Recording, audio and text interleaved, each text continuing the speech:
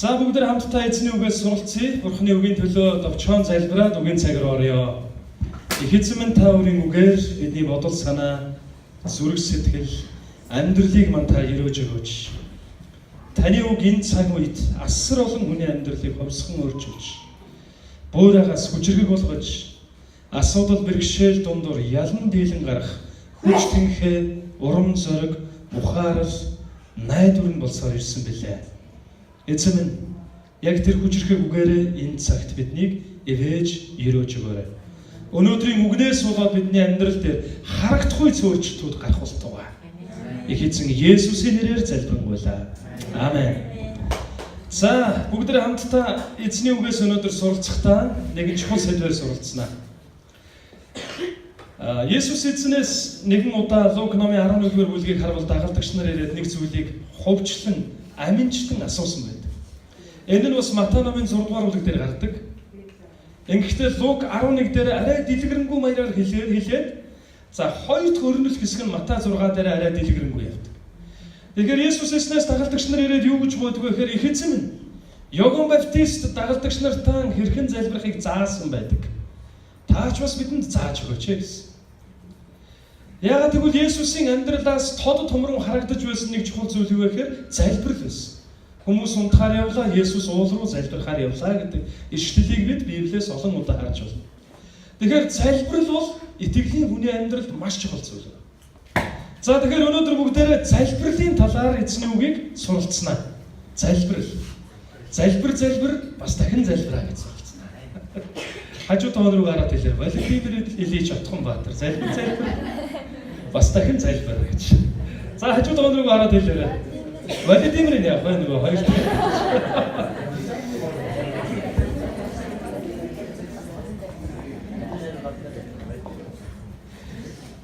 Итгэлийн хүний амьдралд хамгийн чухал зүйлүүдийн нэг нь залбирал байна.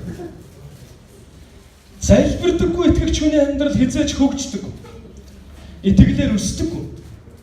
Харин залбирдаг хүний амьдралд маш их өсөлт, хөгжил, ёроол, ивэл, ялалтууд ирдэг. Тэгэхээр хэрвээ та итгэлийн амьдрал дээр хүчтэй болъё гэвэл залбирал дотор өсөх ёстой гэсэн. Яаков номын 1-р Петр номын 4-р бүлгийн 7-р ишлэлээр хэлсэн нэгэн үгийг уншиж өгье. Бүх юмсийн төгсгөл ойрхон ирчгээд байна. Тиймээс бодлоготой залбиралдаа эрүүл байгтун гэсэн. Бүх юмсийн төгсгөл ойрхон ирч гэсэн ийм цаг үед бид амьдарч байна. За тухайн үед энэ үгийг Петр уншигчдад бичиж үлдээж байсан. Гэхдээ энэ цаг үед илүү тохирсон үг юм болов уу гэж бодож байна. Эцсийн өдрийн шинж тэмдгүүд бүгд харагдаад ихэнх нь харагдаад гэлжсэн ийм цаг үед бид амьдарч байна. Тэгвэл хэрхэн яаж итгэлэн сахиж эзэн дотор хүчтэй амьдрах вэ? Залбирлаар амьдрах ёстой. Залбирлын амьдрал. Хэрвээ залбирлын амьдрал дээр өсөхгүй бол, залбирлын амьдрал дээр тэлэхгүй бол, за бусад зүйлүүдээр ч гэсэн та ялж өрөөдөж өсөхгүй гэсэн. Тэгэхээр эцсийн цаг үед бид залбирлаараа эрүүл байх хэрэгтэй. Яг л эрүүл хүчрхэг эр хүн шиг, эрүүл хүчрхэг хүн шиг залбирал дээрээ эрүүл байх хэрэгтэй. Гэтэл зарим хүмүүсийн залбирал нь өвчилж гисэн. Өвчтөе хүн чинь дуурч чаддаггүй шүү дээ, тэ? Явж чаддаггүй, олон зүйл хязгаарлагддаг. Өөр хүмүүсд өмнөөс нь хийж ихгүй бол өөрөө хийж өгч чаддаг. Гэтэл залбирлын хувьд өвчилсэн хүний амьдралыг хэрвээ харвал өөр хүмүүстэй амьдралаа даатгаад явж байгаа юмтай яг адилхан. Тэрээс өөр хүн төлөө залбирдаггүй, уулзаал за тэрүүн залбир гэлцэн, энүүнд хэлцэн, тэрүүнд хэлцэн гэдэг өөрөө залбирдаг. Баахан хувийн залбирагч нартай. За манай нэг найз байгаа. Одоо цуглаад ирэх гээл л байгаа. Гэхдээ намайг бол яг өөрийнх нь хувийн залбирагч гэж ер нь бодоод ахш байна. Асуудал гарлаа бол над руу ирэл за найзхан төлөө залбираараа гэх. Тэгээ саяхан бас нэг зүйлийг хэлээд бас залбираарай л гэж байгаас. Гэхдээ би залбирж байгаа л да.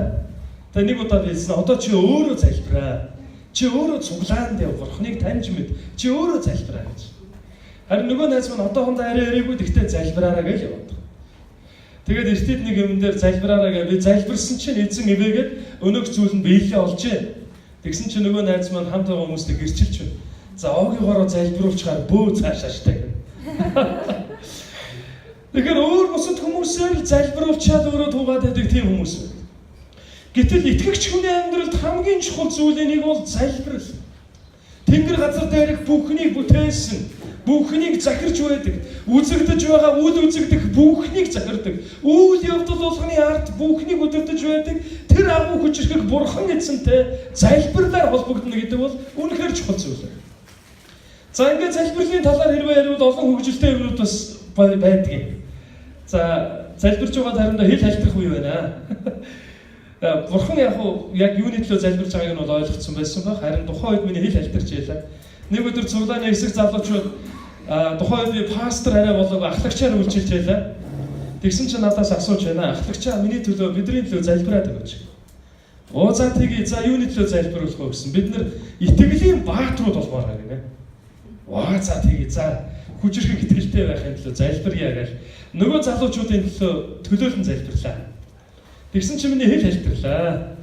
Тэгээд залбирлаа. Эзэн минь та энэ залуучуудыг өрөөгөөрөө та эдгээр залуучуудыг итгэлийн бааtruуд болгож өгөөч гэж залбирхсан чинь хэл хальтраад эзэн минь та энэ залуучуудыг үлгэрийн бааtruуд болгооч гэж. Аваалаа.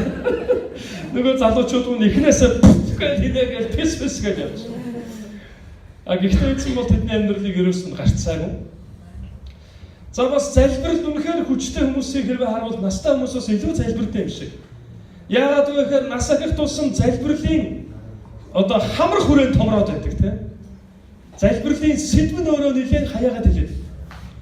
За залуу байгаа үед бол өөрийнхөө төлөө залбирч байгаа. Ганц бай залуучууд пүүз мүцхэн залбираад байдаг. Эцэг минь цоо шин ориг пүүцтэй болъё гэж залбирч байгаа өсвөр насны хүүхдүүдийг зөндөө харсан. Тэгэл ингээд шаналцсан явж байдаг. Амар шаналцсан явж.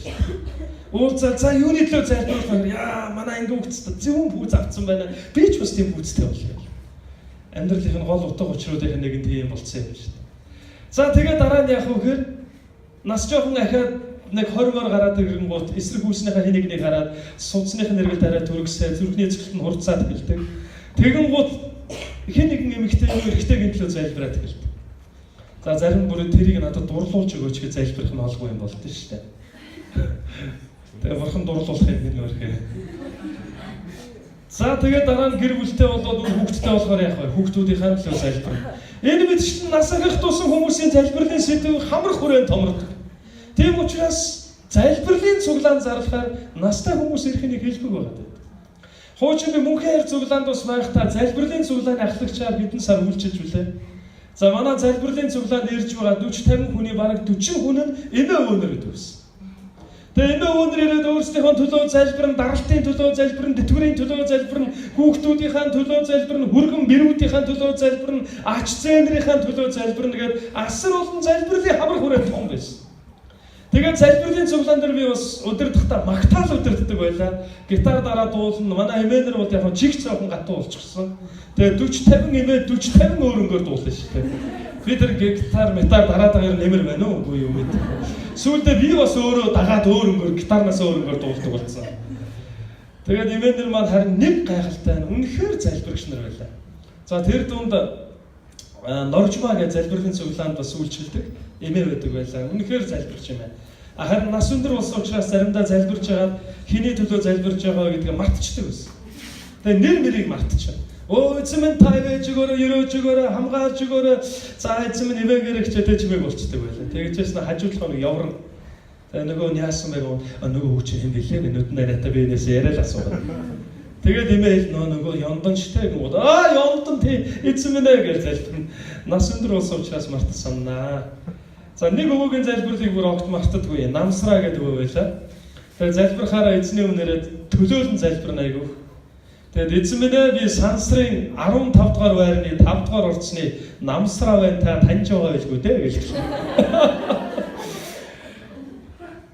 За ингээд ярил залбирлын талаар хөгжилтэй олон зүйлүүд байна. Нэг эмээ бас залбиулсан байгаа даа. Энэ бас намайг миний залбирлын талаар бодохоор их хөгжилтэй санагддаг. Нэг залуу асууж яа л та эмээ юуны төлөө залбируулах вэ гэсэн чи эмээ даралтныхаа төлөө залбируулъя, даралт багасхын төлөө. За дээр бас эмээ тэтгэвэр нэмэгдэхийн төлөө залбируулъя, хүүхдүүдийн төлөө залбируулъя. За манай нэг ач байгаа тэр ач бас өстой гитсүү байна эмээгийнх нь өстой толгойн өвчин болж байна. За нөгөө ачийнхаа төлөө залбируулъя гэнэ. За ингээл эмээ залбирч байна л та. Эмээгийн төлөө нөгөө залуу. Тэгээд нөгөө эмээ гэж ахын залбирч эзэн минь та эмээ гэвэгээрээ эмээгийн далтыг буулгаж өгөөрэй, эмээгийн тэтгэврийг өргөдүүлж өгөөрэй, эмээгийн санаа зовлонлуудыг алга болгоод эмээгийн ачийг өрөөгөөрэй, эмээгийн хүүхдийг өрөөгөөрэй, эмээгээ өрөөгөөрэй, эмээгийн нэр дээр гуйлаа гэсэн. Эмээ гэж чад эмээгийн нэр дээр гуйлаа гэсэн. Тэгэхээр залбирлын эргэн тойронд бас юм хөгжилтэй олон юм болдог байх нэ. За бас нэг залуу урд гараад залбирч байна гэн. Эзэн минь та адгийн муу ярийн сүнсийг муу ярийн сүнсийг зайлуулаад сайн ярийн сүнсээ болгоод гэсэн. Ямар ч үсэн яр болчиход байгаа. За тэгэхээр өнөөдөр бид залбирлын талаар үзэх нэ. Залбирлын талаар. Залбирал яагаад чухал юм болоо? Залбирал бидний амьдралд яагаад хэрэгтэй юм бэ? За залбирлын талаар үзэхээр хэд хэдэн чухал зүйлийг бүгдээрээ бас хамтдаа харна. Хэрвээ ямар нэгэн сүнслэг тулаан дотор байгаа бол аливаа залбирал ба гуйлтаараа сэргэг бай гэж Эфес номын 6 дугаар бүлгийн 18 дугаар ишлэлээр үсгэлсэн байна. Харин Ром 12-ийн 12 дугаар ишлэлээр. За Ром 12:12-ыг бүгдээрээ хамтдаа харъя. Ром 12-ийн 12 дээр ингэж хэлсэн байна. Найдвар дор баярл, зовлон дор төвчээртэй бай. Залбиралд өөрсдийгөө зориул гэсэн. Харин залбирлын талаар ярих юм бол хүн болгоны мэддэг, бараг цээжээр мэддэг нэг ишлэл байгаа. Энэ бол 1-р Тесалоник 5:17. Юу гэж хэлдэг вүлээ? Тасралтгүй залбирал. Библи биднийг залбиралд ингэж их хүчтэйгээр урайлан дуудаж ятгаж байгаа. Харин хэрхэн яаж залбирх вэ гэдэг талаар бид бодох үедээ хэрхэн яаж хүчтэй залбирч байх вэ гэдгээ бодох үедээ маш олон зүйл дээр бүдэрдэг юм шиг. За эхнийх нь бол яаж залбирх вэ гэдээ бодохоор бид маш олон хэлбэр өгөөд хэлдэг. Чанга залбир бол бурхан сонсноо гэж ойлгоод байдаг. Заримдаа бүр тэгж заадаг хүмүүс ч байдаг. Чанга залбир. Хашгиран залбир. Заримдаа хашгирах хэрэгцээ байгаа. Гэхдээ дандаа хашгирч яриад байвал болохгүй гэсэн. Залбирал гэдэг бол бурхантай харилцах харилцааны талаар. Гэтэл би эхнэртэйг харилцахдаа чангал ярихгүй бол манайд сонсдгоо магаад хашгираад байвал болохгүй. Өглөө эсрэхтэй өглөө эртөөрөөс ирж цайгаа бэлдэн гутаа эхнэрээс сэрэгч юм гээ. Оо хайрт минь за босоороо гэдэг ингээд байвал болохгүй. Эхнэр маань маш бүтэн эзэн рүү явна гэсэн. Эхнэртэй ямар нэгэн мэлхээрээ ингээ хашгираад байвал болохгүй. Хашгирах юм бол сонсноо гэж. Заримдаа бид нар яг л бурхныг түлээ юм шиг хашгирах ёстой гэсэн тийм хэлбэр тавтцсан байдаг. Зарим хүмүүс болохоор юу гэдэг вэ гэхээр хашгирах хэрэггүй чимээгүй залбир. Тэр бидгээс хашгир залбирахыг хоригддаг сүм байдаг гэдэг. Хашгирахгүй хүнд байгаа шүү дээ. Сэтгэл хөдлөлд хэцүү болох байх, бүр орилмоор үеч байна. Харин тэр сүмдэр юу заадаггүй гэхээр хашгирах хэрэггүй. Гүн гүнзгий тэгээд дотоод өрөөндөө ороод тэгээд энэ ишлийг бариад тэгээд яадаггүй гэхээр чимээгүй залбирах ёстой. Бодол дотор нь залбир. Тийм гүн гүнзгий бясалгаж залбирахыг хэрвээ зүйрлүүлэн хэлбэл би эхнэртэйгээ ямар нэгэн харилцахдаа хоолоо нэмүүлээ гэж хэлэхдээ ингээл гүн гүнзгийдээ дэвэл яг байна. Зүгээр л хоолоо нэмүүлээ гэж хэлчихээр ханаа өнөөдрийн хоол ёстой. Гайхалтай байлаа. Хоол идсэн чинь үнэхээр хүний тэр аппетитийг ёстой хөдөлгөмөр амттай байлаа. Тэгээ би ер нь бодож байна. Ер нь дахиад нэг жаахан идвэл бүр хайтайхан болно гэж бодож байна. Ингээд тэр нь хоолыг нэмэж өгнө үү? Тэгэхээр чанга залбирахтаа эсвэл сул юмыг ингэж тэг бүр ухаж төнгөчж хэлэхтэй гол нь байхгүй. Харин хүнд залбирж байгаа гэдэгтэй чухал байна. Хэрхэн яаж залбирх вэ гэхлээр хүмүүс дандаа хэлбэр өгöd гэлээ. Тийм учраас Матай номын 6 дугаар бүлэг дээр эзэн юу гэсэн хэрэг харимтснууд чи утгагүй хоосон үг олноор нь битгий давтаарай гэж хэлсэн. Зарим хүмүүс асуудаг, пастор яавал гоё залбирх вэ? Яавал мундаг залбирх вэ? Тэгээ анх намайг цуглаанд ирсний дараа сайн залбирдаг, муу залбирдаг ч гэдэг юм уу, тийм категориуд гарсан байна. Энэ ч агуу залбирд юм аа. Яасан гэсэн чи нэг л тийм өвөрмөц үгээр залбирдаг. Нэрэ чагнаад байсан чи өвөрмөц юм байна шүү. Баавгийн хамсрангаа хамаатай юм шиг. Тийм шүлгэл залбирдаг. Тэгэхээр тэгж залбирх юм бол одоо чухал гэж ойлгож байна. За бас нэг юун дээр нэг залуугийн бас залбирлыг би сонсоод их хайртай байлаа. Сонирхолтой нь залбирх болгондоо яг тэгж хэлдэг. Агуу хүчрэх бурхан эзэн минь алтан дэлхий дээр амин амьсгалыг үлээн оруулаад амьдруулж байгаад баярлаач билүү. Аагаар хэлсэн тийм толгой олбсон мөрөдөө залбирна. Тэгээд тэрийг сонссон хүмүүс яаж ямар гоё залбирт юм бэ? Ямар гоё шүлгэлт юм бэ гэвэл илүү онохоор байлаа л та. Тэгээд яг юу ярих гэдэг вэ гэхээр өнөө цаг үед залбирлын талаар ярихаар хүмүүс маш их хэлбэр ярьж байгаа. Залбирх юм бол ингэж залбирвал бурхан сонсноо, тэгж хэлбэл сонсноо, хашгирвал их чухлаа гэж. За дээр нь бас нэг зүйл дээр хэлбэл бас залбирлын талаар хэлбэр хөгөөс илүү бид нар хэнд залбирж байгаа гэдгийг анхаарах хэрэгтэй. За бас нэг юм залбирлын талаар ярихаар хүмүүс бүх юм дуусаад бүх аргаан бараад уулзъя гэсэн хүн болгонтойгоо уулзаад ярих гэсэн бүх хүнтэйгээ ярилцаад бүх одоо арга чарга хэрэгэл дуусаад тэгээ хамгийн сүүлд нь одоо залбирхаас өөр юм үлдсэнгүй гэж ярих гэдэг. За энэ бол ерөөсө харамсалтай яриа яваад байгаа шүү дээ. Залбирдаггүй хүнээ шинж байгаа. Өөрийнхөө хийгээлээдэг, өөрийнхөө оролдоол байдаг, уулзъя гэсэн хүн болгонтойгоо уулзаад тогшиг гэсэн газар болгоно тогшчдаг. Тэгээд эцэст нь яг за одоо залбирая өөрөөсөө аргалчгаар юу ч үлдсэнгүй уулзахааргүй амьд дууслаа та гэж. Хамгийн сүүлд биш харин хэрэг явдлын хамгийн ихэнд залбирч сурах хэрэгтэй. Заримдаа хүмүүс пасторыг ингээ юу гэж бодож байна хэрвээ за залбирая гэж хэлдэг. Эсвэл пасторыг тгий гэж бодож байна та юу гэж бодож байна? Залбирая. Харин олон жилийн өмнө бол манай пастор яг тэгдэг байхад би нэг удаа тэгж хэлээ. Яа залбирая хэлхий. Шууд тгий үгүй тийм үгүй эсвэл АБ гэж бариант шууд сонгоод ингээ хийж болдгоо багтаа гэж. Ялангуяа яг намайг хонжиж байсан пастор бол дандаа залбирая гэдэг байсан. Тэгээ би тухайн үед юу гэж бодож байсaaгаар хариулт байхгүй юм уу? Тэгэхээр залбирая гэдэг тэгээд дараа нөгөө хариултаа хайж байж олж байгаа л яадаг байх. Тэгээд заримдаа залбирая гэдэг нь хэр удаан залбирах бол гэж ингээд түгшөөд. Тэгээ хурдан хэлчихээс хариултаа залбирая гэдэг ямар хэцүү юм бэ? Тэгсэн чи одоо өөрөө пастор үйлчлэсэн чи бас залбирая гэдэг болчихсон. Яагаад гэж юм? За одоо яг ядаг юу бодож байгааг би мэдээ. За харин яагаад энийг хэлээд байна гэхээр альва асуудлын сүүлд биш. Өрнөл дээр нь биш. Харин эхлэл дээр нь бурхантай ярилцах хэрэгтэй. Бүх юм дууссаны дараа л бурхан минь танаас өөр одоо арга чаргаалгаа гэж биш.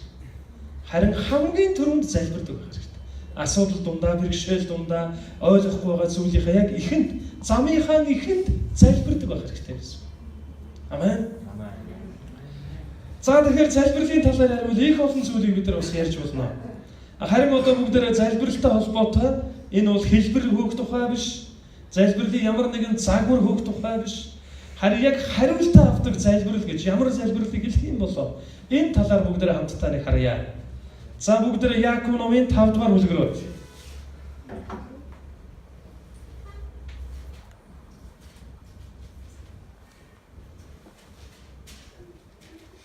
Яаков номын 5 дугаар бүлгийн 13 дугаар ишлэлээс 16 дугаар ишлэл хүртэл. Та нарын дунд хэн нэгэн нь зовж байна уу? Тэр нь залбираг. Хэн нэгэн нь хөвгөлтэй байна уу? Тэр нь магтандуулаг. Та нарын дунд хэн нэгэн нь өвчтөй байна уу? Тэр нь чуулганы ахлагчдыг дуудаг. Тэд эзний нэрээр түүнийг тосоор тусалж түүний төлөө залбираг. Итгэлийн залбирал нь өвчтөй нэгнийг идгээж эзэн түүнийг босгоно. Тэр нүглүүлсэн болбоос тэрээр уучлагдах болно. Тийм учраас би биенийхээ өмнө нүглэн улааж би биенийхээ төлөө залбир. Ингэснээр та нар идгээгдэх болоо. Зөвхөн залбирал өр нөлөөтэй бөгөөд ихийг гүйцэлдүүлж чадна гэсэн. Амен. За өөр нэг ишлэл дээр юу гэж хэлдэг вэ гэхээр өөр нэг орчуулган дээр зөвхт хүний залбирал гэж хэлж байгаа. Зөвхт хүний залбирал нь өр нөлөөтэй бөгөөд их зүйл гүйцэлдүүлнэ. За яг Яаков номын 5 дугаар бүлгийн 14 дээр хэлсэн үгийг барин өвчтөй хүний төлөө би бас хэд хэдэн удаа залбирч байсан. 2-7 өдрийн өмнө яг энэ үгийг бариад Инх хотын төлөө залбирсан. Оройны яг Магтаал залбирлын орой дээр Инх хот маань яг одоо миний яг энэтэй адилхан зүүн талын мөрн одоо мултарсан гэсэн тийм мултарсан байсан. Тэгээ мөр мултарснаас болоод гар хүрэхийн аргагүй ингээд өвдсөн хөндүртэй. Тэгээд залбирч өгөхөд гараа хөргсөн чинь ингээ ухраад байсан. Хөндүртэй учраас. Тэгээ бид яг энэ Яаков 5 дугаар бүлгийн 14 дугаар эшлэлийг бариад эзэн та өөрийн үгэнд хэлэхдээ та нарын дунд хэн нэгэн өвчтөй байвал чуулганы ахлагчдыг дуудаг. Тэгээд залбирна, тосоор туслана, тэгээд эдгээгдэх болоо гэсэн байна. Энэ үгийг барин бид залбирч байна гэд тослоод залбирсан. За тэгээ юу болсон талаар манай их бат маань товчхон гэрчлээд хөө. За тэгээ гараад ирээ. За бүгдээ алга малга ташаа. Эзний гэрчлэгч байгаа нэмээр урамшуулъя.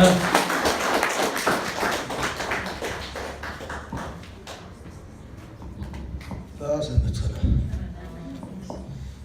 Би ажил дээр 4-5 метрийн дэм өхрөө манай инженер намайг татчихад алдцсан. Тэгээд би доороос одоо дулааны шугам, юурас ангийн засварын ажил хийдэг хүн баггүй. Юм 200 гэдэм шугам дээр очиж оройс мөрөөрөө унаад. Тэгээд босч ирээд за би агаасаа ажил хийж чадахгүй юм байна. Имлэлээ яваад үзүүлээ яригээд манай инженер намаагаас аваа явсан. Гэтэл дээр очиж зураг авах гэж чинь игмний нэг ясаа мөрнөөс ултраа гарцсан байна. Тэгээд зураг мөргөн дээр гаргасан. Тухайн үед намаа нэг дээд аваад ирж миний карманд бол 1000 заач байгаагүй. Тэгэхээр эмчтэйсэн чичээдгүү дээд аваад ингээд нэг дараад үз болохгүй бол маргааш өглөө хүрээд ирсэн байхгүй юу? Орой манайх шөнийн залбиралтай байсан. Би тэгэхээр за ямар ч яваад очие гайгүй байлгүйгээд ингээд машиныхаа арагч сууж чадахгүй байсан.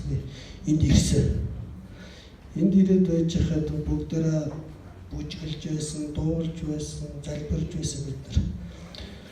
Бүгдээрээ намайг харж байсан баха, ардайсан зогсож байсан хүмүүс бол би нэг гүлэн дээр л зогсож байсан. Нэг гүл маань барга дагонцож гიშгэж байсан, мөр маань хөдлөхгүй, оройсон гар маань хөдлөхгүй байсан. Тэгээд тэр хүмүүс бүгдээрээ нийтлээ залбирч хөрвүүлсэн. Намаагаас өвдөгч тэрсэн хүмүүс маш олон байсан яг тэр. Тэгээд бүгд залбираад тэр залбирал дуусаад яг гараа явж байгаа гэшэнд бол надад нэг сэтгэл айгүй гоё байсан. Тэгээд би тэр ороод очиод хоноол өглөө боссож миний гар хөдлөж байсан. Тэгтээ жоохон өндөр бол байсан. Тэгээ хөдлөж байсан. Энэ манай аваад үүчиж өчтөр цамцаач өмсч чадах байсан. Чи одоо чи цамцаа өөрөө өмсөж штеп.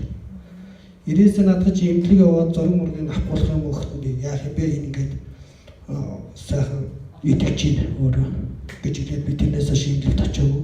Одоо хүртэл ингээд өөрөөрөө итгэж байгаа. Тэгээд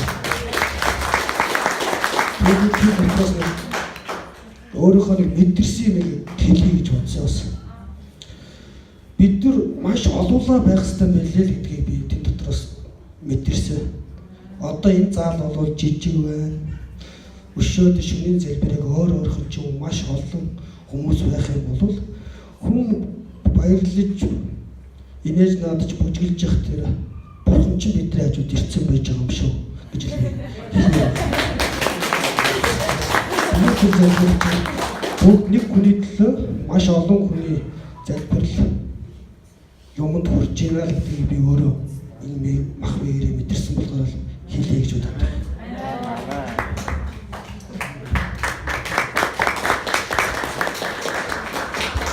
За энэ бот маань бол эзнийг таньж мэдээд удаагүй байгаа. Хэдэн сар болж байгаа вэ? Тэгээ 4-5 сарын өмнөөс анх удаа цуглаанд ирж үзсэн. Бурхны талаар сонсож, таньж мэдэж, эзнийг одоо хүндэлж, эзний өдөр болгон, нэм гараг болгон иржээ. Эзэн түүний амьдралд олон ивэлүүдийг өгсөөр байгаа. За үүний нэг нь бас эзэн өөрийгөө таниулж, мэдүүлж, залбирлаар дамжуулан урд оройн нэг гар хөлн хөндүүрлээд хүн хүрхийн найгуу байсан бол залбируулад 12 цаг үе залбирсан та яг тарж байхад тойр зогсоод тос тусаагаа залбирсан гэртээ хараад унтаад өглөөс ирэхэд эдгэрсэн байна. Тэгээ гар нь одоо ингэж ямар ч хөндүүргүйгээр тэ одоо асуудал болсон тэ хөл гар ирүүл байгаагийн төлөө эзэнд талархая. Эзэн бол эдгээрч байна. Амен. За 14 дугаар ишлэлээр яг л энэ үгийг хэлсэн. Хэрвээ хэн нэгэн өвчтөй байвал эзний нэрээр дуудагдсан чуулганы өдөртөгчдийг дуудаарай. Тэгээд тэд залбирэг тосоор тослон тэгээд эдгэрнэ гэсэн. Тэгээд яг энэ залбирал дуусаад маргааш өглөө нь харин яг инх хотынхтай яг адилхан миний энтлийн захад гэмтэл ирсэн. Тэгсэн чи өнгөрсөн 7 хоногт би нэг гэрчлэл сонсоод бас бодож байлаа. Нэг пастор зуучлан залбирлын талаар эзнээс үг авч. Ямар үг авсан бэхээр зуучлан хэн нэгний төлөө залбирна гэдэг бол өнөө хөвчтөө хүний эдгэрлийн төлөө гуйхаас арай давсан сэтгэл хэрэгтэй гэж. Агсан сэтгэл. Зүгээр эдгэрчээсээ гэсэн сэтгэл биш. Үнэхээр хайр хэрэгтэй. Яг Библи дээрээс харах юм бол хайр дотор зуучлан залбирсан хүмүүсийн түүхийг яг тэгээд энэ гэрчлэлийг сонсчод би хайсан. Нэг нь болохоор Мосе байсан. Египтээс харсан 32 дээр гарч байгаа. Тэгээ Мосе яасан бэ гэхээр эзний өмнө залбирсан. Ард түмэн гэмт унсны дараа эзний өмнө залбирахтаа эзэн энэ ард түмнийг уучиж өршөөгөөч. Аль эсвэл миний нэрийг амийн номноос гасаа. Тэгээд тэднийг уучлаач гэж залбирсан. Энэ нь юу гэхээр тэдэн дээр буух шийтгэлийг надад өгөөд миний дээр байгаа ёроолыг тэдэнд өгчөөч гэсэн залбир. За бидний эзэн Есүс ч гэсэн загалмаа дээр цовдлогдож байх үед өөрийг нь цовдолж байсан хүмүүсийн төлөө зуучлан залбирахтаа энэ хүмүүсийн нүглийг уучлаач. Харин оронд нь миний бие дээр, миний амьдрал дээр тэр хүмүүсийн нүглийг тохон шийтгэж гэж залбирсан гэсэн үг. Энэ нь Исая номын 53 дугаар бүлэг дээр гардаг. Тэр бидний нүглийг өөртөө авч бидний өө гашуу өөртөө тэлээ гэж хэлсэн. Зуучлан залбирал гэдэг бол зүгээр л нөгөө хүний эдгэрлийн төлөө гуйхыг бас хэлдэггүй байна. Харин яг л Есүс эзэнтэй адил шийтгэлийн өөр дээр аваад, өвдөлтийн өөр дээр аваад өнөө хүний бие дээр эдгэрлийг өгөөч гэж гуйх тухай гарч байна. Яг энийг бас ойлгосон нэгэн Солонгос пастор Монголд үйлчилж байх үедээ хаяа эх орноос санаад нутаг нэгт миссионер буюу одоо илгээлтийн эзэнтийн гэрээр ордог юм байна. За тэгээд нэг миссионер буюу нэг пастрын гэрээр орсон. Цай уучмаар санагдаад ороод яг уу тэгээд ганц аяг цай өгөөч гэж орё гэж бодоод нэг нутгийн холсуудаа уулзъя гэдэг. Тэгээд орсон чинь нөгөө айлын эхнэр хоёр хоёулаа уйлаа сууж байна. Уйл хуулахтай бүр аваатай уйлж байгаа гэнэ. Уйлаа сууж байна. Тэгээ явж ороод асуусангүй юу болоо вэ? Хэн өгчээ вэ гэж. Гэхдээ хүн өгөөгүй гэж уйлаад байна. Гэхдээ хүн өгөөгүй бол яагаад уйлаад байна? Бид хоёр гурван охинтой нэг хүүтэй ганц хүн маань цусаар шээгээд Ёнсон аймагт очиод үзүүлсэн чинь яаралтай нутаг буцаа гэсэн. Хагалгаанд оргисон. Тэгээ бид яах учраа олохгүй ингээд ийм байна гэдээ уйлж. Тэгэн гут нөгөө пастор хэлсэн нэг ганц аяг цай өгчөөч гээ. Тэгээ би залбирч өгье гэсэн. Тэгсэн чинь нэг цай дуртай дургу аяглаа л өгч. Та төсөөлөд үзээрэй. Хүүхд үйлээд ядаж байхад орж ирчээ цай гуугаадах гэсэн аятай л өгсөн юм байна. За тэгээд нөгөө аяг цайгаа ууз сунгаа нөгөө хүүхдийг дуудаад залбирсан. Яг гар тавиад залбирх гэсэн чинь бурхан юу гэж сануулсан гэхээр Мосетэй адил. Миний нэрийг амийн номноос хасаад оронд нь нар түмнийг үлдээгээч гэж тэгж зуучлан залбираа гэж сануулж. Ингээд юу болсон гэхээр нөгөө пастор ингэж залбирсан байна. Эзэн минь энэ жаахан амьтан цусаар шээгээд хөвдөж байгаа юм байна. Оронд нь би цусаар шээе. Би үнэхээр энэ жаахан хүүхдийг эдгэрээсэ гэж бодож. Би цусаар шээ. Би өвдөе. Тэгээ та энэ хөрхөн бицсэн хүүхдийг эдгэж хийж гэж гооч. Яг ингэж залбираад удаагүй үжил нөгөө хүүхд нь нойл руу бийцэх гад шил аваад орсон. Шэйх болгонд нь нөгөө тунцтай шээсийн хадгалаа шинжилгээнд өгөөд ийсэн. Тэгээ шил авч ороод шээснээ орилсон гэнэ нойлд. Апаа гэж орилсон гэнэ. Тэгээд аавч хоёр сандралдаа урд хойно ороод гүүгээл нойл айлга онгоолгоод харсан чинь өнөө хүүхд нь тув тунгалах шээсэн. Тув тунгалах. Ингээд нөгөө хүүхд эдгэрсэн. Одоо ч гэсэн эдгэрсэн байна гинэ. Эрүүл хэмээрээ. 100% төгс эдгэрсэн. За харин нөгөө пастор яасан бол? Эдгэрсэн.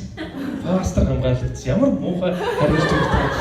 Хүү эдгэрсэн гэдэг пастор тусаад аль нэгний юм яаж игээл шилжиж гэх юм байна. Харин гол нь юу вэ гэхээр тэр өвчнийг өөр дээр авах таа биш. Өнөө хүнийг яг тэр өвчнийг өөр дээр авмаар байгаа тийм зүрх сэтгэлээр, тийм хайраар залбирахыг л зуучлан залбирал гэж хэлээд байгаа. Тэгэхээр хинэгний төлөө залбирахаар бол бас яг ингэж залбирах ёстой гэсэн. Тэгээ би дараа нь бодсон чинь яг энэ тал нь их хотын хөвдсөн. Тэгсэн чинь 12 цагаас хойш гэр нэг 10 цагийн дараа миний энэ тал бэрдсэн. Тэгээд бодлоо за. Агай гайгүй. Би инх хот өвдчихснээс би өвдсөн арай дээрээ гэж бодож инх хот эзний гайхамшигыг амсаа.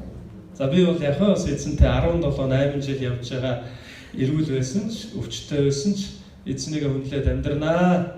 Харин инх хот маань эзний гайхамшигыг би дээр амсвал болж байсан. Амен. Тэгэхээр зуучлан залбирал гэдэг бол зүгээр эдгнээс ихийг гүйцэлдүүлэх болтугай. За үүний тулд та бид зөвхт амьдралаар амьдрах хэрэгтэй гэсэн.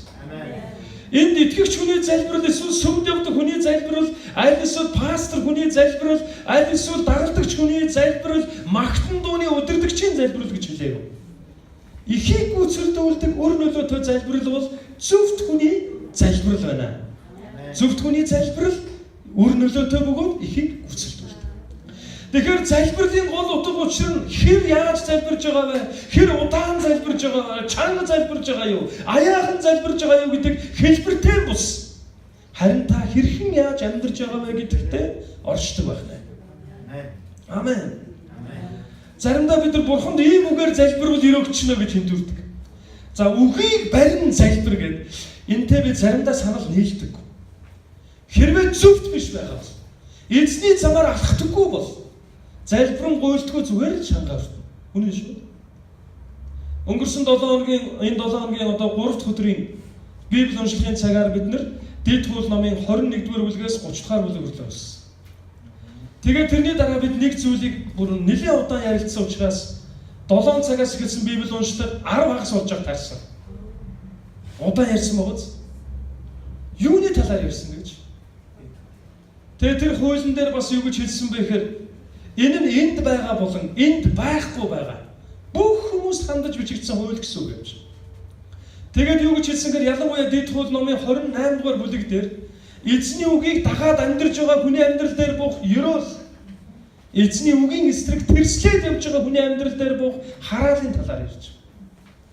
Маш олон хүмүүс чуулганд явдаг хэрнээ залбиралдаа хариулт авдаггүй. Чуулганд явдаг хэрнээ амьдрал нь хувьсаж өөрчлөгдөж ёроогддоггүй. Залбирлынхын сэдв нь өөрчлөгдөд байдаг, харин амьдрал нь өөрчлөгддөг. Бүр гүн гүнзгий залбирдаг, гүн гүнзгий үгээр тэр бидгээр янз янзын арга хэрэглэн залбирдаг. За мацаг барилтыг хүртэл та нар сайн бодоорой. Энэ бол өөрөө сарааш та мацаг барилт зүйл огт биш. Харин Библиэлд мацаг барилтыг эзэн дандаа зарласан байдаг. Эзний сүмсээр өдөрдүүлээд Есүс эзэн ч гэсэн цөл рүү явсан. Тэрнээс бид нар эзнээс гуугаад бурхан өгөхгүй бол өлсгөлн зарлж байгаа юм шиг мацаг барьж болохгүй гэсэн үг. Санал дэвшүүлээд өгөхгүй болохоор хүмүүс өлсгөлн зарладаг үст. Тэ? Үзэл бодлоо хүлээмжшүүлэхийн тулд. Яг тэр шиг мацаг барилтыг бид нар заримдаа эндүрх гэдэг. Бурхан залбираад тэгээд өгөхгүй байх хэрэг хэн нэгэн нөгөөдгөндөө ингэж зөвлөдөг. Тэгвэл одоо мацаг барь. Үгүй ээ, тэгэж болохгүй. Мацаг барилт нь өлсгөлн зарлалтаас өөр. Бүр болохгүй бол өлсөөч чамаагүй бурхан та өгөхгүй бол би үгэлээ гэдээ орилж аваад авах юм гинэ. Үгүй ээ, энэ бол буруу номлол. Энэ бол Библийн дагуу номлол биш. Тэр нь хэрвээ эзэн хариулахгүй бол одоо ингэж залбир гэд хэлбэрийг л өөрчлөд байдаг. Хэлбэрийг л өөрчлөд. Чи арай удаан залбир. Аль эсвэл чи арай олуулаа залбирчих тэгвэл үгүй. Энэ одоо яг ингэж байгаатай адилхан байхгүй. Чи Ядагаас очиод нэг 100,000 төгрөгийг чи очиж гуйгаад өгөхгүй л чи мөөжийг дагуулад, ган төлдрийг дагуулад, ган бол дахигаа дагуулад ингээд дөрвөл очиод гуй. Тэгвэл Ядаг байна. Хэрвээ өгөхгүй бол бүр удаан гуй. Тэгээ бүр өгөхгүй бол бүр залхтал гуй. Гол чи тууш тавь. Төвчээртэй гуй. Тэгэд Ядагийн төвчээр алдаа чиний төвчээр л үлдэх юм гэнэ. Бурхан та хоёрын хинэн төвчээртэйг шалгах гэж ингэж гуйх хэрэггүй. Хэрвээ залбирал гуйлтантай хариулт авахгүй бол эзэн намайг сонсч гэнэ үү гэдэг дээр битгий төвлөр. Харин би яаж амьдарч байгаа гэдэг дээрээ төвлөр. Залбиралдаа хариулт авахгүй болохоор ингээд хэлбэрийг өөрчлөөд байдаг. Хэлбэрээ өөрчилгээд би эндээ заагаад байдаг. Энэ бол буруу номлол юм аа. Энэ бол маш муухай шашинлаг номлол. Энэ бол ямар ч үнд сэнгүй гаднаа гэлцал боловч дотроо амьгүй зүйлийн талаар ярьж байна гэсэн. Харин хэлбэрийн бус. Залбиралтаа өөрчлөгдөхгүй бол та өөрийнхөө дүр төрх рүү харах хэрэгтэй. Яагаад гэвэл Матай номын 6 дугаар бүлгийн 8 дугаар ишлэлээр эзэн бурхан чинь та нарыг залбирэн гуйхаас ч юм та нарт юу хэрэгтэй байгааг мэддэг гэж хэлж байна. Маргааш юу хэрэгтэй байгааг бурхан мэднэ. Тэр танд санаа тавьдаг. Та залбирахаар л тэр сонсоод энэ түмэд ийм хэрэгтэй байна гэж мэддэг юм биш. Эзэн мэддэг. Гуйхаас ч юм мэднэ. Харин тэр биднийг хүлээдэг. юунд хүлээдэг гэж. Тэр биднийг өөрчлөгдөхийг хүлээдэг. Залбираагүй хэрнээ хариулт авдаг амьдрал байдаг байсан. Тийм амьдралыг хэрвээ харвал тэр хүн өдөр болгон эзэнтэй алхаж байдаг амьдрал. Эзэнтэй алхаж байгаа учраас эзний дотор амьдарч байгаа учраас залбираагүйсэн ч Дэд хууль намын 28 дугаар бүлэг дээр 28 дугаар бүлгийн 1-ээс 13 дугаар эшлэл хүртэл хэлсэн тэр бүх өрөөлүүдийг хүртдэг. Дуулууртай байдлыг өрөөл. Бас залбираагүй хэрнээ хариулт авдаг амьдрал байна. Тэр нь Дэд хууль намын 28 дугаар бүлгийн 15-аас ахгуулаад 28 дугаар бүлгийг дуустал хэлэгдэж байгаа тэр хараал. Тэгэхээр бид яах ёстой вэ? Удаан итгэгч болсон, итгэгч болоод он удаан жил болсон хүний залбирал үр нөлөөтэй гэж хэлээгүй. Пастор хүний залбирал үр нөлөөтэй гэж хэлээгүй. Харин зөвхт хүний залбирал үр нөлөөтэй бөгөөд ихийг гүйцэлдүүлнэ гэдэг үнэнийг бид ойлгох ёстой. Хэлбэртэй бус таны хинбэ гэдэгт л бүх зүйл оршиж байгаа. Амен. За бүгдээ төсөөлъё л тоо. Тэгвэл зөвхт биш хэрвээ байгаа бол Бурхан намайг сонсохгүй нэ гэж эндүрч магадгүй. Үгүй ээ.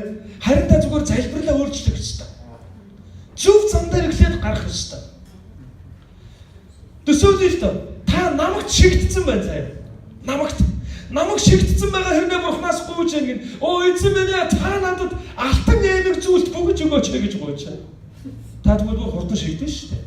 Алтчаагүй ч юм даа. Намайг шигдсэн байгаа хүний хувьд эхлээд юуны төлөө залбирах ёстой вэ? Намайгнаас гарах ёстой шүү дээ. Эзэн минь ийм өгөөч, тийм өгөөч, ингэж өгөөч, тэгж өгөөч гэхээс илүүгээр хамгийн эхлээд гуйх залбирал юу гэхээр эзэн минь миний хөлийг зөвийн зам дээр тавьж өгөөч. Эзэн минь намайг зөвийн замаар алхуулж өгөөч. Учир нь зөвхт хүний залбирал үр нөлөөтэй бөгөөд ихийг үзэлдэг. Намайг чигцэн хэрнээ эзнээс гуйж ярин эзэн минь сүүлийн үеийн Versace-гийн юу л Versace байлоо Versace. Чи одоо юуны брэнд вэ? Үнэртэй бас. Тэгээ гуйл яах вэ? Эзэн минь ямар муухай өмхийн үнэртэй намайг үнэртэй ус өгөөч. Ямар ч үсэн жигээл гэсэн үг шүү дээ. Тэгэл үнэртэй ус цацаад тэр хүндээ тайвшаал. Оо стогоо би жаргалтай живэлт хийжээ да. Намайг ч мэдрэхгүй живж. Намайг живж байгаа хүн усан дурсаж байгаа хүн ихлээд уснаас гарч намагнаас чөлөөлөгдөх ёстой. Тийм учраас эзэн янз янзын хэрэгцээнүүдийг хангахаас чөлөөгөр эхлээд эзэн бидний амьдралд санаа тавьдаг гэдгийг ойлгох ёстой. Таны амьд зөвхт хүний залбирал үр нөлөөтэй бөгөөд ихийг үзэлдэг. Эзний үгийн дагуу амьдарч, эзний үгийн дагуу явах нь бүх амьдралын маань үндэс нь баяр хөөр ялалтын их үндэс гэдгийг бид ойлгож байгаа юм бол бид залбиралдаа ч гэсэн хариулт авдаг хүмүүс болно. Амен. Хэлбэрт биш. Харин өөрийнхөө үндэсэнд анхааралтай. Нэг хүн байсан. Түүний нэрийг Йона гэдэг байсан. Обадия ном, Мика ном хоёрын яг дундлын ном. 1040 хуудсан дээр байдаг. Йона номон дээр нэгэн сонирхолтой түүх гарч байгаа. Йона гэсэн Нинев гэдэг хот руу очсон. Нинев гэдэг хотын хүмүүстэй уулзаж тэдэнд сайн мэдээ тунхаглал гэм нүгэлт амьдралаасаа эрг гэж тунхаглаад Йонаг дууддаг. Харин Йона энэ үгийг авангуудаа Нинев руу явмааргүй санагддаг. Яагаад вэ? Ниневчүүд дургүй гэсэн Йона. Хэрвээ дараагийн гişлэлүүд өгүүлбэрүүдийг бүхлээр нь багцаар нь харвал Йона Ниневчүүд дургүй байсан. Өө тийм учраас одоо сүрийг тэдний авралын төлөө очиж яадаг одоо юу хийлээ гэж. Тэгээд Йона Нинев руу биш хаашаа явсан бэ? Таршиш руу явсан. Таршиш бол яг Ниневийн эсрэг зүгт байдаг. Газар зүүн байрлалаар нь харж. Яг Бурхны үгийн эсрэг, Бурхны дуудлагын эсрэг, Бурхны үгэн дээр хэлэгдсэн тэр замын яг эсрэг зам руу явж яана гэсэн. Тэгэж явж байгаад юу болсон бэлээ? Таршиш явдаг ус онгоцсон суусан, тун удалгүй далайн давлгаа болон далайн салхитай очсон. Эзний үгийн эсрэг амьдрахаар салхи гардаг. Эзний үгийн эсрэг явахаар давлгаатай учрна. Тэгээ бид нар гайхдаг. Өө эзэн минь давлгаанаас авраад салхиас авраач. Үнэн хэрэгтээ нэг л зүйлийг хийх хэрэгтэй. Салхи давлгаа асуудал биш. Харин та зүгээ өөрчлөх ёстой болтгоо гэсэн. Тэгээд Йона Нинев руу биш Таршиш руу явж явах үедээ давлгаа болсон, салхи шуургадэгдсэн, Йоногоос болоод нөгөө завин дээр байсан хүмүүс бүгд асуудалд орсон. Ингээд эцэгний уусан хэн бүгд шоддог. Шодлтын дагуу За Йона асуудалтай гэдэг нь гарч ирээд Йона бүх үннээ хэлдэг. Өө намайг уучлаарай. За зүгээр төсөөлөе л доо. Эда эзэнд итгэдэг чуулганд явдаг хэрнээ эзний замаар явахгүй байх гэж бодъё. Явж байгаа үстэй да. За явахгүй байх гэж зүгээр бодъё. Тэгсэн чинь найзууд нь бүгдээрээ нийлээд нэг өдөр зөхөрцөн яриа сууж байгаа юм. Яа амьдрал хэцүү байна. Амьдралаа өөрчлөх юмсан. Ядаж энэ эда одоо цуглаанд явд юм байж манайс ялгахгүй байх юм. Яригвал юу болох вэ? Яг л ийм зүйл болсон гэсэн. Гэтэл эсрэгээр нь ярил яах вэ? Амьдрал хэцүү байна, амьдралаа өөрчлөх юмсан. Яг эдатай адилхан болмоор нь ер нь чи тэр цуглаан руугаа биднийг дагуулад яваач гэвэл юу болох вэ? Тэгэхээр эзний үгийн дагуу амьдрч эзний зүг чигээр алхахын оронд эсрэг зүг рүү явах юм бол таны амьдралд асуудал ирнэ угаасаа. За ингээд юу болсон гэхээр Йоног усан онгоцноос шидсэн. Харин шидэн гууд далайн давлгаа салхи зогсож байна. Их сонирхолтой нь өнөө цаг үед болж байгаа олон асуудлуудын учир шалтгааныг бид нар муу сүнснээс, тийм зүйлээс гэж ярьдаг боловч гэрэлд болсон хүмүүс гэрэлтэхгүй байгаа учраас харанхуй улам их газар авч байгааг ойлгодоггүй. Альва газар харанхуй байгаа бол энэ харанхуй буруу биш, харин гэрлийн буруу. Гэрэлтэх ёстой шүү дээ. Гэрэлтэйг учраас тэр газар харанхуй байхаас яах вэ? Тэгээд юу болсон гэхээр Йоног шидсний дараа эзэн авраг загас явуулаад Йоног авраг загас залгидаг. За тэгээд авраг загасны ходоодн дотроос Йоног залбирж байгаа. Тарчлан байж, тийчлэн байж залбирдаг. Яг Йоногийн залбирлыг харуул их сонирхолтой залбирлууд явдаг. Залбирал донд нэг үгийг уншаад би их сонирхолтой санагдсан. Тэр үгэнд бас мушилцаад инээж ялаа шүү дээ. Тэр хэсгийг уншаад. Юу байсан бэ гэхээр эзэн минь би таны сүмийг дахин харна гэж найдаж байна. Ингээд маш олон залбирал хийсний дараа эзэн нь Йоно нэг зүйлийн төлөө залбирдаг. Тэр нь юу вэ гэхээр эзэнд талархлын дуугаан би өргөж тангархснаа би биелүүлнэ гэж хэлж байгаа. Яг энэ залбирал хийгдэх үед эзэн загсанд тушааж авраг загас бөөлчин гулган Йоно гаргасан байдаг. За энэ бол үлгэр шиг юм шиг сонсогч байж магадгүй. Гэхдээ энэ бол бодит түүх. Өнөөдөр ч гэсэн хүмүүс эзний хүслийн эсрэг явахдаа за авраг загас байдгаар залгиулж байгаа. Тэгээд нөгөө асуудал дотроос яах вэ гэж гашгаар. Тэгэхээр ах дүүс минь залбирал бидний амьдралд ямар чухал вэ?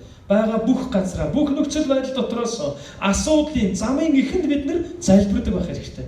Гэхдээ хэлбэр хөөгөөс чилүүгээр зөвхт хүний залбирал өр нөлөөтэй бөгөөд ихийг үцэрдүүлнэ гэдэг энэ үнэнийг ойлгож бид хамгийн эхлээд зөвийн замаар алхахын төлөө бодол санаа зүрх сэтгэлээ чиглүүлдэг хүмүүс болох хэрэгтэй гэсэн. Тэгвэл таны залбирал ёстой бүүн болно гэсэн үг. Окей? Хажууд байгаа мөрөг хараад байлаа.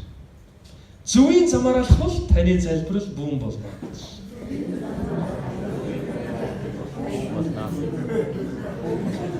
Яг дэлбэрэх бөмбөг шиг тэр асуудлуудыг занд татна. Залбираад өөрчлөгддөг шүү дээ хүмүүс. Яг та нар тийм харсан уу? Залбираад байдаг өөрчлөгддөг. За шалтгаан нь тэд одоо амьдрах хэрэгтэй болсон гэсэн зүгээр залбирах биш. Зөвхт хүний залбирал үр нөлөөтэй бөгөөд ихийг үзүүлдэг. Тэгэхээр ингэж бодож магадгүй. За тэгвэл зөвхт биш байвал бурхан намайг сонсохгүй нэ.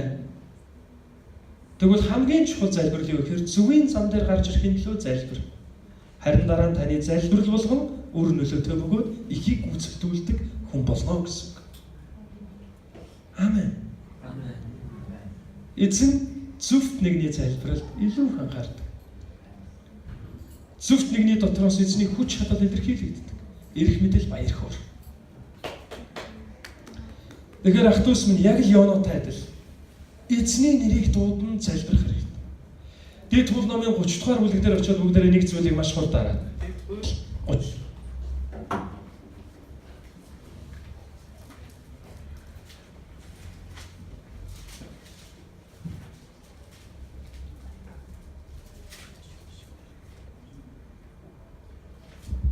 Хэрвээ таны амьдралд ямар нэгэн асуудал нүүрэлсэн байгаа бол хэрвээ таны амьдралд ямар нэгэн бэрхшээлүүд таны амьдралд чигчсэн мэт байгаа бол нэг зүйлийг бодох хэрэгтэй.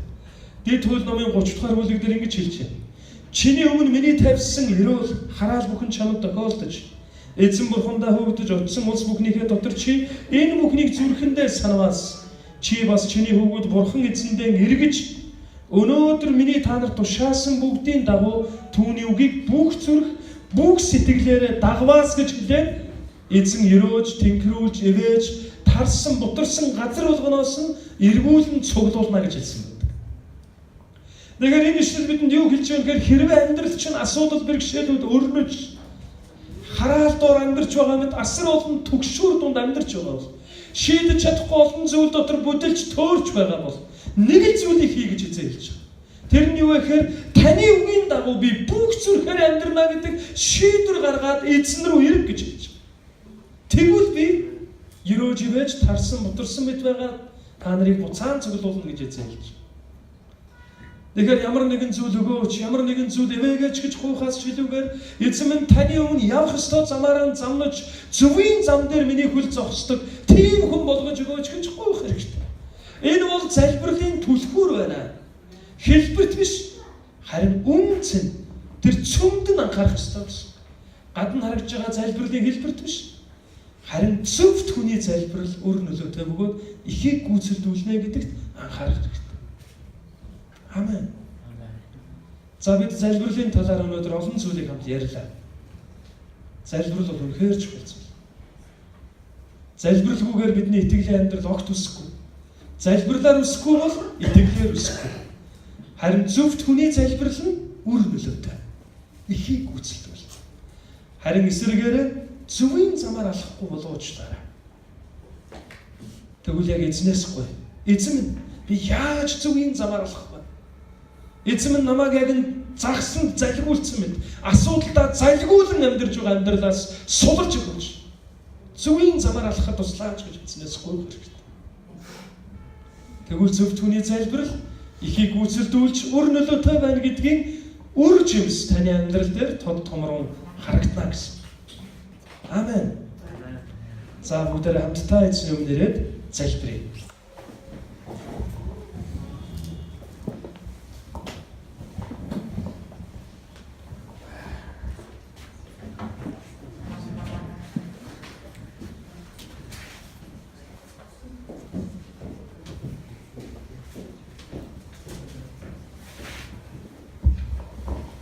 Яков номын 5 дугаар бүлгийн 16 дээр хэлсэн үгийг би дахин уншия.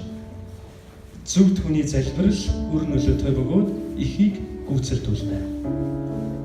Ямар том ерөөл вэ? Залбирал юм бол залбирал нь хариултаа авдаг. Маш үр нөлөөтэй. Ихийг гүйцэлдүүлдэг. Зүгээр сонсож байгаа хүний чихэнд сонсголонтой хүчтэй юм шиг сонсогддог залбирал биш. Үнэхээр бодтойгоор үр дүнгээ авсардаг залбирал. Яг л ийм залбирлаар залбираасаа гэж эзэн биднийг хүсдэг. Үр нөлөөтэй залбирал. Ихийг гүйцэлдүүлдэг залбирал. Энэ нь эзний замаар алхдаг, эзний үгийн дагуу амьдардаг тэр хүний амьдрал дээр байгаа ерөөл гэж эзэн хэлж байна. Би яг одоо таны зүрх сэтгэл эзнийг эрен хайж эзэн минь миний хөлийг зөвийн зам дээр тавиач. Эзэн минь намайг зөвийн зам дээр зогсоож өгөөч гэж гуйгаасаа гэж ятгаж. Учир нь ах トゥ ус минь би та бүхнийг өрөөгдөөсэй гэж хүсэж байна. Залбирал тань ихийг гүйцэлдүүлж, хан хэрмүүдийг нурааж, амьдралд байгаа асуудлуудыг бүгднийг ялан дийлэх тийм л амьдралаар амьдраасаа гэж өрөомөр байна. Зөвхт хүний залбирал үр нөлөөтэй бөгөөд ихийг гүйцэлдүүл. Эзэн бидний уран гой юунд автдаг юм биш ээ. Харин эзэн бидний зүрхний шийдвэрийг хүлээдэг. Эзэн бидний зүгээр амнаас гарч байгаа чин сэтгэлийн үгэнд биш, харин амьдралаас урсаж байгаа чин сэтгэлийг би үнэхээр таны замаар амьдрья гэж шийдэж байгаа шийдвэрийг эзэн хүлээдэг. Ах トゥ ус минь бид нэг л удаагийн шийдвэрээр төгс олчдөг юм аа. Паул дагалдаг чиглэлтэй би өглөө болгон босоод би өглөө болгон үхдэгэ гэж хэлсэн байдаг. Би өглөө болгон хуучин хүнээр хүлээд өглөө болгон би бурхантай алхахыг эрмэлздэгэ гэж хэлсэн байдаг. Тэгвэл бид ч гэсэн өдөр бүр эзний замаар алхах хэрэгтэй. Зөвийн замаар, амийн замаар, ерөөлийн замаар алхах хэрэгтэй. Залбирлын нууц нь хэлбэртэй биш. Хэрхэн яаж амьдарч байгаа вэ гэдэгтээ оршдог байна. Бүгдээ эзний өмнөрөө залбирая. Хэрвээ та яг одоо өөрийгөө намагт байна гэж бодож байгаа бол эзэн та энэ намагнаас намайг гаргаж өгөөч. Хэрвээ та яг одоо хүнд ачаа үүрч байгаа бол дахиад тэр ачаан дээр нэмэгдэн эрүүл авах биш. Харин эзэн минь миний энэ ачааг өөртөө аваад таны замаар алхах хүч тэнхээ хайрлаач гэж эзнээс гуйгаар. Бүгд хамтдаа эзний өмнө залбирая. Та яг өөрийн амьдралаас эзний нэрийг дуудан залбирая.